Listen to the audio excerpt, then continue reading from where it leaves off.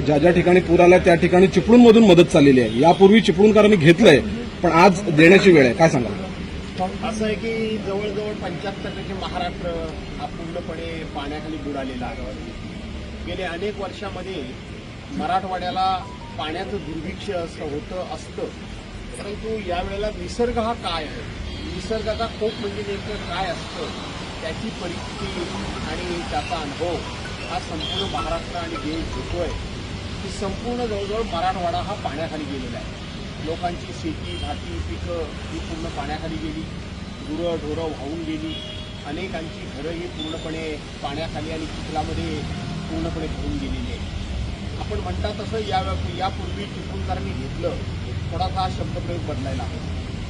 2021च्या महापुरामध्ये चिपळूणकरांना मदत आली ही गोष्ट खरी आहे, परंतु यापूर्वी देशामध्ये जिथे जिथे अशा पद्धतीची आपत्ती आली, जिथे जिथे अशा पद्धतीचं संकट आलं, निसर्ग निर्मित संकट असेल किंवा कसंही असेल, त्या ठिकाणी चिपळूणकरांनी मदतीचा प्रत्येक वेळी हात पुढे केलेला आहे, प्रत्येक वेळी पुढे केलेला आहे.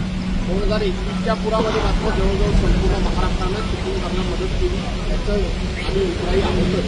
आणि म्हणून ही चिपळूणकरांची परंपरा कायम राखण्याचं काम इथले आमचे प्रांताधिकारी आकाश निगाडे यांच्या नेतृत्वाखाली संपूर्ण शासकीय कर्मचारी वर्ग आणि त्यांनी सर्वच पक्षीय ग्रामस्थांना नागरिकांना एकत्र केलं आणि चिपळूणकरांची मदत म्हणून आज ते सोलापूरच्या त्या ठिकाणी जे पूरग्रस्त नागरिक आहेत, काही गावं आहेत, त्यांना ते चिपळूणकरांची मदत म्हणून पाठवत आहेत. याचा विशेष करून आम्हाला आनंद आहे. आमची ही परंपरा कायम सुरू राहिली. त्याच्यामध्ये ज्यांनी म्हणून पुढाकार घेतला, ज्यांनी म्हणून योगदान दिलं, त्या सर्वांना मी धन्यवाद देतो. त्या सर्वांचे मी अभिनंदन करतो, त्यांचे आभार मानतो.